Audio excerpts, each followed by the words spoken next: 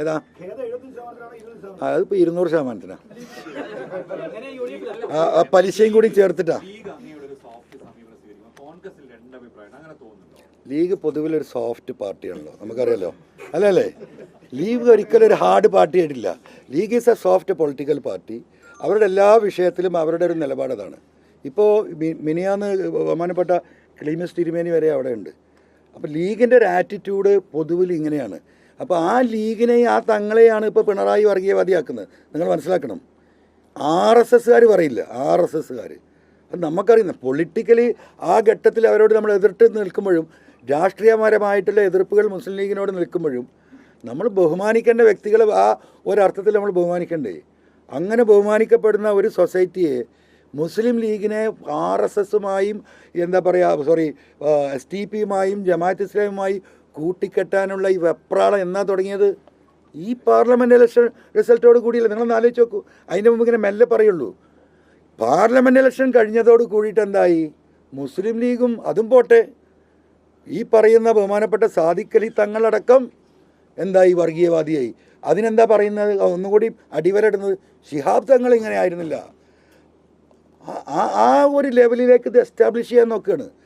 അതുകൊണ്ട് ഇപ്പോൾ ആ ചോദ്യം, Muslim League is a soft party, അതുകൊണ്ട് അവർക്ക് എല്ലാവരോടും ഒരു സോഫ്റ്റ് നിലപാടാണ്.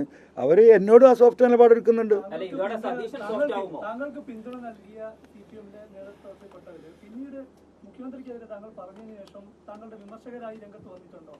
അതിന് ധൈര്യം വന്നിട്ടില്ല. ഒരാളുമുണ്ട് അതിന് അങ്ങനെ ആരും പറഞ്ഞായിട്ട് ഞാൻ കേട്ടിട്ടില്ല. അത് പറയുമ്പോൾ നമുക്ക് നോക്കാം.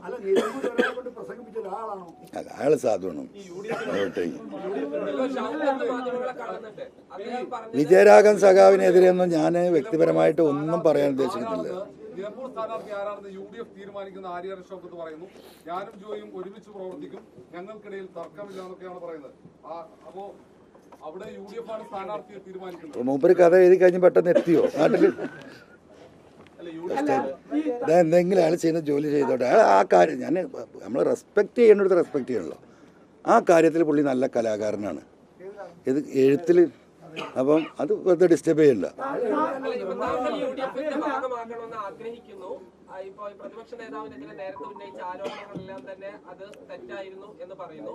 പക്ഷേ ഈ നിലമ്പൂരിന്റെ കാര്യം വരുമ്പോൾ അവിടെ ഷൗക്കത്തിനെതിരെ പറയുന്നു അവിടെ ആര് സ്ഥാനാർത്ഥിയാകണമെന്ന് തീരുമാനിക്കുന്നു. അവർ മുന്നണിക്ക് അകത്ത് പ്രവേശിക്കുന്നതിന് മുൻപ് തന്നെ ഇങ്ങനെ പരസ്യമായി പറയുന്നത് ശരിയാണോ? അല്ല, ഞാനത് പറഞ്ഞു. എനിക്കൊരു ചെറിയ സേ ഉണ്ടെന്ന് ഞാൻ വിശ്വസിക്കുന്നത്. ഞാൻ റിക്വസ്റ്റഡ് ഡിമാൻഡ് എന്നാണ് ഞാൻ വാക്കുപയോഗിച്ചത്. അല്ലേ? It's A request.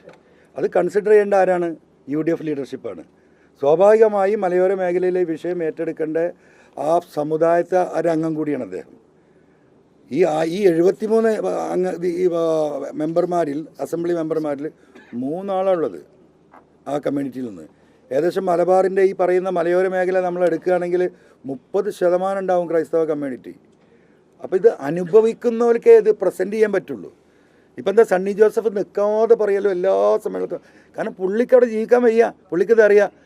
നിയമസഭാ സമ്മേളനം അവസാനിക്കുന്ന ആ നടക്കുന്ന പീരീഡിൽ എന്ത് പ്രസംഗം സണ്ണി ജോസഫ് നടത്തുകയാണെങ്കിലും അദ്ദേഹം ഇത് കൂട്ടിഘടിപ്പിക്കാൻ ഒരു മാർഗം ഉണ്ടെങ്കിൽ ഈ ഇഷ്യൂ ഉന്നയിക്കുന്ന ആളാണ്. അതുപോലെയുള്ളൊരു വ്യക്തിയാണ് ജോയ്. എനിക്കറിയാം. അൻവർക്ക ഈ വീട് വിറ്റ് നമുക്ക് ഇവിടുന്ന് പോകാൻ പറ്റില്ലല്ലോ. നമുക്ക് വിറ്റ് പോയി എവിടെയും പോവാം. ഈ സാധുക്കൾ എവിടെ പോവും? അതുകൊണ്ട് നമ്മൾ സഹിച്ച് നിൽക്കുക. കുട്ടികളെ ഇപ്പോൾ ഹോസ്റ്റലിലാക്കുന്ന കാര്യം ആലോചിക്കുകയാണ്. ഇപ്പോൾ ഒരു 6 മാസം മുമ്പ് ഞാൻ ഈ വിഷയം നടക്കുന്നതിന് മുമ്പ് ജോയ് എന്നോട് പറഞ്ഞിട്ടില്ല നമ്മളിതിൽ എന്ത് ചെയ്യും അൻവർക്ക. അപ്പോൾ സ്വാഭാവികമായിട്ടും എനിക്കത് രാഷ്ട്രീയമായ അഭിപ്രായ വ്യത്യാസം ഉണ്ടെങ്കിലും അങ്ങനെ ഒരു മനസ്സ് ജോയിക്കുണ്ടല്ലോ. ആ നിലക്കൊരു റിക്വസ്റ്റ് ഡിമാൻഡാണ്. അതിനുശേഷമാണ് ആകെ ബോംബിട്ട് പൊളിച്ചില്ലേ പലസ്തീൻ. എന്താ സ്ഥിതി? ആ സമരത്തിന് ശേഷം പലസ്തീൻ വല്ല ബാക്കിയുണ്ട്. അത് പിണറായിയും പറയില്ലേ പലസ്തീനിലേക്ക് നോക്കൂ അല്ലേ? അതൊക്കെ ഈ ഒരു നമ്പറിന്റെ ഭാഗം എന്നല്ലാതെ എന്ത്? ഇതൊക്കെ മനുഷ്യർക്ക് അറിയില്ലേ?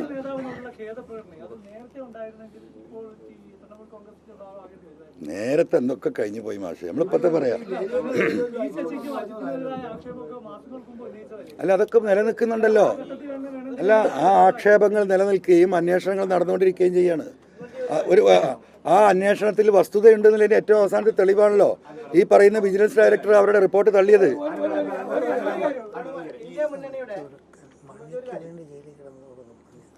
അഴിമതി ആരോപണം ഉന്നയിച്ചത് ഉന്നത ശ്രേണിയിലുള്ള പാർട്ടി നേതാക്കളുടെ അറിവോടുകൂടി ആവശ്യപ്രകാരം. പക്ഷേ ആ അഴിമതി ആരോപണം കറക്റ്റ് ആയിരുന്നില്ല. അപ്പോൾ വെറുതെ അങ്ങ് അടിക്കുകയായിരുന്നു.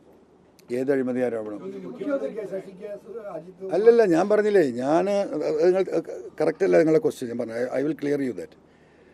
ഈ പറയുന്ന മറുനാടനുമായിട്ടുള്ള വിഷയത്തിലാണല്ലോ ഞാൻ ഇവരെ തെറ്റുന്നത്. അപ്പോൾ എന്തുകൊണ്ട് അവരൊരു നിലപാടെടുക്കുന്നത്? എന്താണ് ഇവരുടെ പിന്നിൽ? ഇതുപോലെയുള്ളൊരു സാമൂഹ്യ ദ്രോഹിയെ ഇവർ പിന്തുണക്കുമ്പം ഇവരുടെ മാനസിക നിലപാട് പല ഇഷ്യൂവിലും ചെറിയ ഡൗട്ടുകളുണ്ടായിരുന്നു. അതിൻ്റെ ഭാഗമായിട്ടാണ് ഞാൻ ഈ കാര്യങ്ങൾ മുഴുവൻ അന്വേഷിക്കുന്നത്. ഈ അന്വേഷിച്ച കാര്യങ്ങളാണ് ഞാൻ ഈ പാർട്ടി ലീഡർഷിപ്പിനോട് പറയുന്നത്. ഇതാ ഇത്രയും കാര്യങ്ങളുണ്ട്, ഇതിലിനി എന്ത് ചെയ്യാൻ പറ്റും? മനസ്സിലായോ? ഞാൻ അന്വേഷിച്ച് കണ്ടെത്തിയ കാര്യങ്ങൾ ഞാൻ പാർട്ടിയെ ബോധ്യപ്പെടുത്തിയതാണ്, ലീഡർഷിപ്പിനെ. അപ്പോഴാണ് അവർ പറയുന്നത്, ഇനി നിങ്ങൾ പറയേണ്ടടുത്ത് പറഞ്ഞല്ലോ, ഇനി നിങ്ങളത് പബ്ലിക്കായി പറയും, നിങ്ങൾക്ക് പറയാനുള്ള സ്വാതന്ത്ര്യം ഉണ്ടല്ലോ. അത് എൻ്റെ ബോധ്യപ്പെട്ട കാര്യങ്ങളാണ് ഞാൻ പറഞ്ഞത്. മനസ്സിലായോ? മറ്റത് അങ്ങനെയല്ല. ഞാൻ ആദ്യം പറഞ്ഞ അങ്ങനെ തന്നെയാണ്. ഞാൻ ആദ്യം പറഞ്ഞ ശശിൻ്റെ മറ്റേ പ്രതിപക്ഷ നേതാവിൻ്റെ കാര്യത്തിൽ ഞാൻ പറഞ്ഞതും ഇത് നിങ്ങൾ കൃത്യമായി വ്യക്തമായി മനസ്സിലാക്കണം. അത് എനിക്കൊരു ബോധ്യമില്ലാത്ത ഒരു സാധനം എനിക്ക് എഴുതി MLA ഇങ്ങനെ ഒരു പ്രശ്നമുണ്ട്, നിങ്ങൾ ഉന്നയിക്കണം എന്ന് പറയാണ്. ഇത് ഞാൻ അന്വേഷിച്ച് കണ്ടെത്തിയ കാര്യം ഞാൻ പാർട്ടി ലീഡർഷിപ്പിനെ ബോധ്യപ്പെടുത്തിയതാണ്.